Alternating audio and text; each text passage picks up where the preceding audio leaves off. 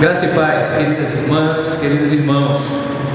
Como já foi dito, ao longo da liturgia, nós estamos celebrando com base num subsídio litúrgico que a SESI ofertou às igrejas a partir do tema da campanha Primavera para a Vida desse ano. O tema desse ano foi Mulheres de Fé, Guardiãs da Casa Comum. E o versículo bíblico que inspirou foi Mateus 13, versículo 33, que diz: o reino dos céus é semelhante ao fermento que uma mulher tomou e escondeu em 3 medidas de farinha até que tudo ficasse fermentado. E a campanha Primavera para a Vida tem todo ano, promovido pela Coordenadoria Ecumênica de Serviço, e neste ano ela está fazendo parte das programações do Tempo da Criação. O Tempo da Criação é um período de 1º de setembro até 4 de outubro, em que várias igrejas de vários lugares do mundo se dedicam a orar, a refletir e a tomar iniciativas de cuidado com a criação de Deus. Então essa temática da SESI faz parte desse Tempo da Criação, assim como a celebração que participamos ontem.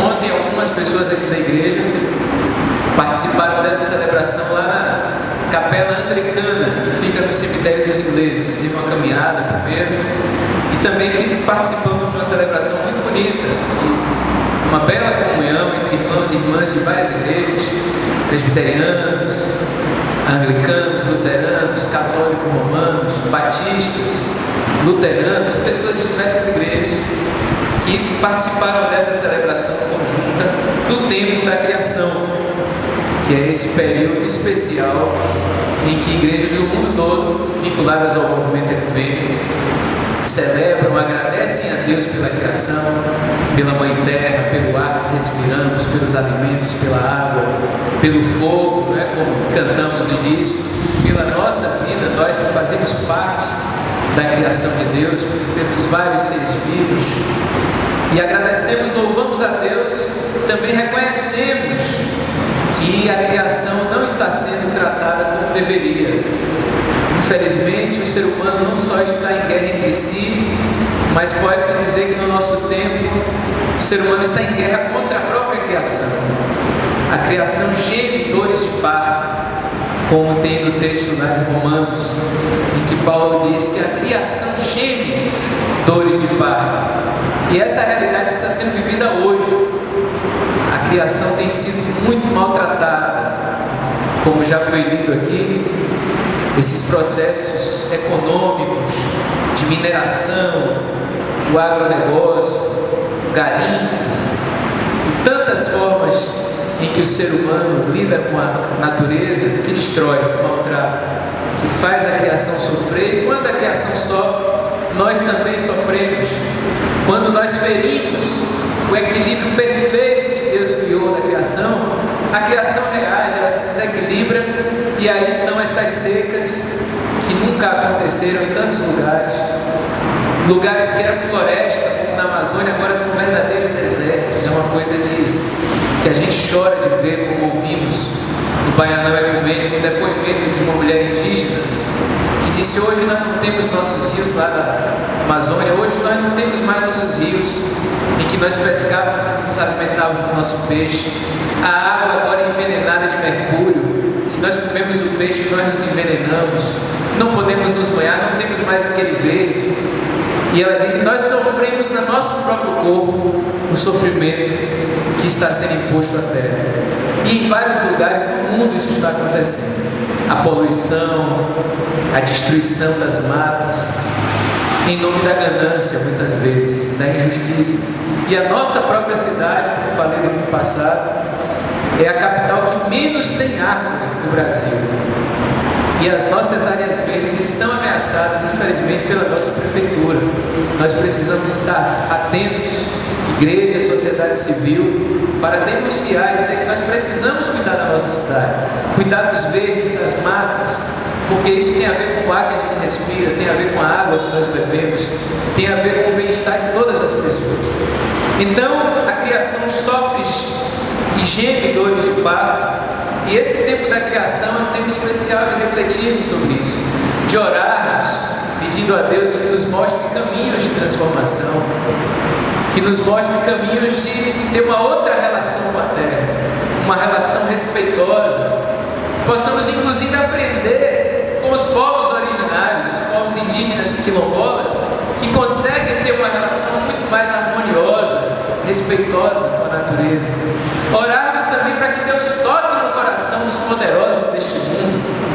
Em breve teremos aqui no Brasil uma reunião de liderança do mundo todo, a COP30, em que se vai discutir justamente isso.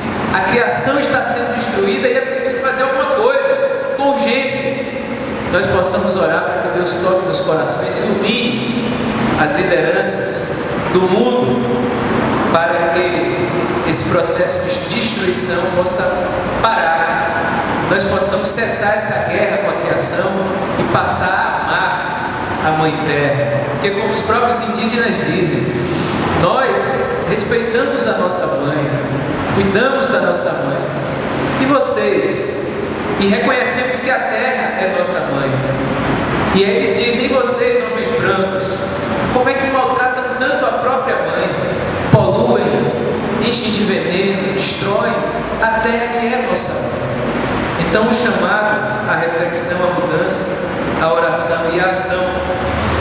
E o texto de Isaías, que é o texto da campanha do tempo da criação deste ano, encontra-se em Isaías capítulo 32, versículos 14 a 18. Isaías capítulo 32, versículos 14 a 18. Aí nós vamos ver como o profeta, há 2500 anos, já percebia processos de destruição no seu tempo e chamava a uma palavra de esperança, a uma palavra que nos faz vislumbrar um mundo novo e a nos comprometer em construir esse mundo novo, movidos pelo Espírito de Deus que renova a face da terra. Então Isaías, no capítulo 32, versículos 14 a 18, diz assim: será derramado outra vez sobre nós um Espírito que vem do alto, o Espírito de Deus. Então o deserto se tornará um jardim, e o jardim será considerado um bosque. No deserto habitará o direito, e a justiça habitará no jardim. O fruto da justiça será a paz. De fato, o trabalho da justiça resultará em tranquilidade e segurança permanentes. Meu povo habitará em lugar pacífico, em residência segura, em habitação tranquila. Amém. Essa era a palavra do profeta, extremamente atual.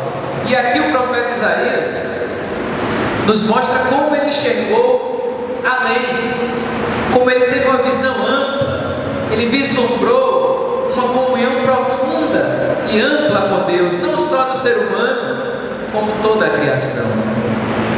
Isaías, nesse texto, mostra que além da justiça social, a palavra de Deus nos chama a justiça ecológica, uma justiça no trato com a criação, no trato com a natureza. E ele diz que o fruto dessa justiça será a paz, e os desertos, os lugares desolados, destruídos, serão transformados em jardins, em bosques, em florestas. Essa foi a visão do profeta Isaías, que continua atual para nós, que continua a ser uma palavra de esperança para nós, para nos encorajar e nos chamar a buscar essa comunhão com Deus e essa justiça que vem de Deus e não alcança apenas os seres humanos, mas que alcança toda a criação. Um chamado a essa comunhão justa, pacífica da humanidade com todos os viventes, com toda a criação de Deus, as águas, o ar, os solos, o fogo. Isaías faz esse belo movimento de nos chamar a vislumbrar um novo mundo possível, uma outra realidade possível, e vislumbrando essa justiça justiça e essa paz para toda a criação, nos comprometermos com a busca do reino de Deus e a sua justiça, que envolve a dimensão social, mas que vai além e envolve toda a criação, uma justiça ecológica. Irmãos e irmãs, diante desta visão, nós também nos defrontamos com o tamanho do problema que nós temos. Esse processo de destruição da terra é muito grande, envolve grandes empresas, países ricos, principalmente os mais ricos, Estados Unidos, Europa, China. Esses são os que mais destroem, empresas que vão para os países todos devorando a natureza, devorando as matas, devorando os bichos, devorando as pessoas. E quando a gente olha para tudo isso e rememora essa visão de Isaías, muitas vezes a gente é tentado a dizer: não tem como. O problema é grande demais. A gente não tem para onde correr, não tem o que fazer. Nós corremos o risco de cair numa atitude de impotência, de paralisia. Mas aí, irmãos e irmãs, a palavra de Deus mais uma vez nos ajuda, e agora vamos para o texto da campanha da Primavera para a Vida, em Mateus 13, versículo 33. Jesus contou-lhe ainda outra parábola. O reino do céu é como o fermento que uma mulher pega e mistura com 3 porções de farinha, até que tudo fique fermentado. Jesus pegava esses exemplos do cotidiano, práticos, para falar com beleza do reino de Deus. E aqui ele está falando do fermento e da farinha, como a mulher preparava ali os seus pães. E veja o que Jesus diz: o reino de Deus é como fermento, que ali perto da farinha quase não dá para ver. O fermento é muito pouco, perto daquela farinha toda, quase não dá para ver. Só que quando junta esse fermento com 3 porções de farinha, esse fermento vai se espalhando pela farinha, vai modificando e vai transformando toda a realidade da farinha, fazendo com que tudo fique fermentado. E isso nos ajuda, irmãos e irmãs, para quando nós olhamos para esses problemas tão grandes, nós precisamos lembrar dessa dinâmica do reino de Deus. O reino de Deus vem a partir das pequenas iniciativas, das pequenas comunidades que se reúnem e se comprometem e cooperam para que as transformações aconteçam. Não subestimemos os pequenos grupos, os pequenos movimentos, comunidades, os povos originários no trabalho que desenvolve no cuidado com a criação, porque é através desse pouco fermento que o reino de Deus vai acontecendo. Esse pouco fermento é que vai irradiando, que vai se espalhando, que vai influenciando, vai mudando as realidades. E não nos enganemos, as mudanças não virão dos poderosos, as mudanças não virão das grandes empresas, as mudanças não virão dos grandes impérios, as mudanças virão das pequenas comunidades, espalhadas pelo mundo, que se comprometem e se abrem para a dinâmica do reino de Deus e vão transformando, a partir das suas realidades, esse contexto de destruição que está aí. O reino de Deus é como esse fermento que a mulher mistura aquele monte de farinha e que vai transformando tudo. Nós somos esse fermento. Nós somos chamados a ser esse fermento na massa, que mesmo pequenas comunidades vão irradiando, vão alcançando outras pessoas e vão gerando transformações significativas. Há muito tempo, no encontro das comunidades eclesiais de base, num dado momento da conversa, considerando isso, o tamanho dos problemas e às vezes a dificuldade que temos, um senhor falou o seguinte: olha, não nos esqueçamos disso, uma árvore que cai faz muito mais barulho que a floresta toda que cresce. Uma árvore que cai faz muito mais barulho que a floresta que cresce. Então muitas vezes é nessa floresta silenciosa que cresce, nas pequenas comunidades, movimentos, povos originários, é que a floresta vai se renovando. e que a gente não subestime esses pequenos grupos que podem se unir e gerar grandes transformações. Recentemente vimos como a união do povo pode gerar mudanças. Aquilo que falamos da PEC da blindagem, a partir da presença do povo na rua, caiu.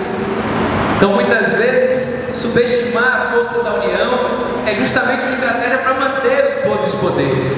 Mas não subestimemos. Nós somos chamados a ser fermento na massa para irradiar mudanças, promover as transformações do reino de Deus. E por fim, irmãos e irmãs, na nossa postura dos textos de hoje, nós vamos para Lucas 17, versículos 5 e 6, que é o evangelho de hoje, uma outra parábola em que Jesus diz assim para os seus apóstolos: os apóstolos disseram ao Senhor: aumenta a nossa fé. O Senhor respondeu: se vocês tivessem fé do tamanho de uma semente de mostarda, poderiam dizer a esta amoreira: arranque-se daí e plante-se no mar, e ela obedeceria a vocês. Mais uma vez, Jesus falando de algo que era muito pequeno. Lá no encontro de São Paulo e Atibaia foram distribuídas sementes de mostarda. É pequeníssima, é uma semente pequenininha, é um grão muito pequeno. Se eu colocasse aqui na mão, vocês não iam nem conseguir enxergar direito, tão pequeno. E Jesus gosta de pegar esses exemplos das pequenas coisas, lá no fermento, aqui o grão de mostarda, que é muito pequena essa semente.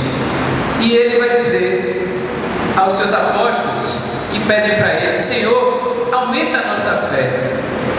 E Jesus vai dizer: vocês não precisam de uma fé maior do que a que vocês têm. Vocês precisam é dessa fé que vocês têm mesmo, que pode ser pequena, mas se for como essa semente de mostarda, pequena, se for vivida, se for exercida, se for praticada, se vocês assumirem com compromisso essa fé que vocês têm, vocês vão poder fazer coisas aparentemente impossíveis, como esse exemplo que ele dá de arrancar uma aroeira e plantar no mar. Arrancar uma aroeira e plantar no mar é algo aparentemente impossível, praticamente impossível. Mas é isso que Jesus está querendo dizer. Se vocês exercerem essa pequena fé de vocês, essa fé que às vezes é cambaleante, que às vezes duvida, essa fé humana, às vezes pequena, limitada, mas se vocês exercerem essa fé, vocês serão capazes de fazer coisas que às vezes são aparentemente impossíveis. É com esta fé, que parece um grão de mostarda, que se nós exercitarmos, praticarmos, nos comprometermos com essa fé que vem de Deus, coisas aparentemente impossíveis poderão ser realizadas.